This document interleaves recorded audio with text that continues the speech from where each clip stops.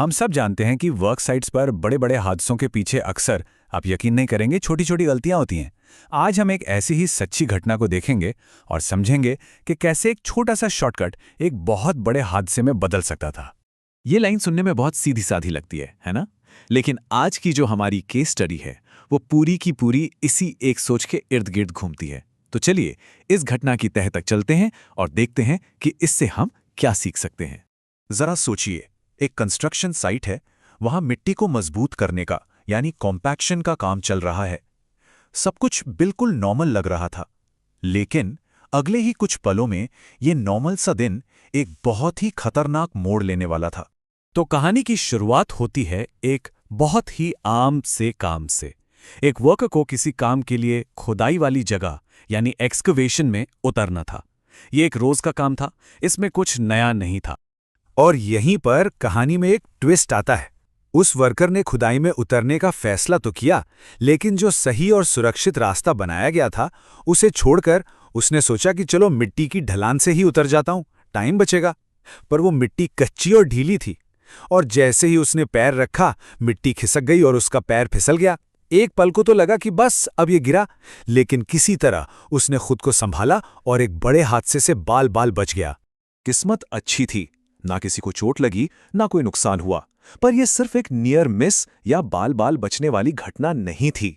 असल में ये एक बहुत बड़ी वार्निंग थी, एक अलार्म था जिसे अनदेखा नहीं किया जा सकता था। तो अब सबसे जरूरी सवाल पर आते हैं, आखिर ऐसा हुआ ही क्यों? क्या वजह थी इसके पीछे? देखिए, किसी भी हादसे को समझने के लिए सिर्फ ये जानना काफी नहीं होता कि क्या हुआ। असली सबक तो तब मिलता है जब हम ये पूछते हैं कि ऐसा क्यों हुआ। तो चलिए इस घटना की असली जड़ तक पहुंचते हैं। यहां जो आप देख रहे हैं उसे एक बर्फ की चट्टान की तरह समझिए। जो ऊपर दिख रहा है वो है तात्कालिक कारण, यानी वर्कर ने गलत अनसेफ रास्ता चुना। लेकिन असली खतरा तो हमेशा पानी के नीचे छिपा होता है, जो है मूल कारण, यानी ये जानते हुए भी कि नियम क्या है उसे न मानने का फैसला लेना। यही वो सोच है जिसे हमें बदलना है। तो इस बाल बाल बचने वाली घटना की जब जांच हुई तो उससे हमें कौन से जरूरी सबक सीखने को मिले? आइए एक एक करके देखते हैं। तो पहली और सबसे बड़ी सीख क्या थी?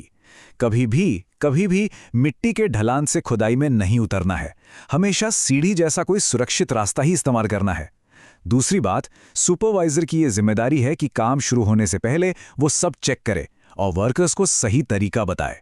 और हाँ, रोज जो सेफ्टी मीटिंग्स होती हैं, जिन्हें टूल बॉक्स टॉक्स कहते हैं, उनमें इन बातों को बार बार दोहराना चाहिए। और आखिर में, सेफ रास्ता सिर्फ होना काफी नहीं है, उसका इस्तेमाल हो ये पक्का करना भी जरूरी है। देखिए, सबक सीखना एक बात है, लेकिन वो सबक तभी काम के होते हैं जब उन पर एक्शन लिया जाए। तो इस घटना के बाद एक्शन क्या लिए गए? सबसे पहले तो सभी की दोबारा ट्रेनिंग हुई और सेफ तरीके से आने जाने के ऊपर एक स्पेशल टूल बॉक्स स्टॉक रखी गई। दूसरा, उस खुदाई वाली जगह पर तुरंत एक मजबूत सीढ़ी लगाई गई। और तीसरा, सभी सुपरवाइजरों को साफ साफ निर्देश दिए गए कि वो ध्यान रखें कि हर कोई इन नियमों को ठीक से फॉलो करे। तो इस पूरी केस स्टडी से जो बात निकल कर आती है वो बहुत ही सीधी और सरल है, लेकिन बहुत ही जरूरी है।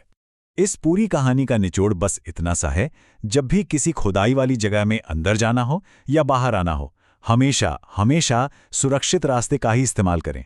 शॉर्टकट का ख्याल भी दिमाग में नहीं आना चाहिए।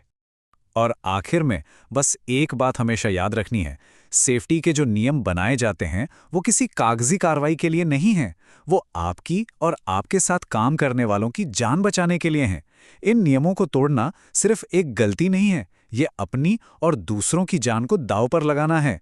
अब खुद ही सोचिए, क्या कुछ सेकंड बचाने के लिए इतना बड़ा जोखिम उठाना सही है?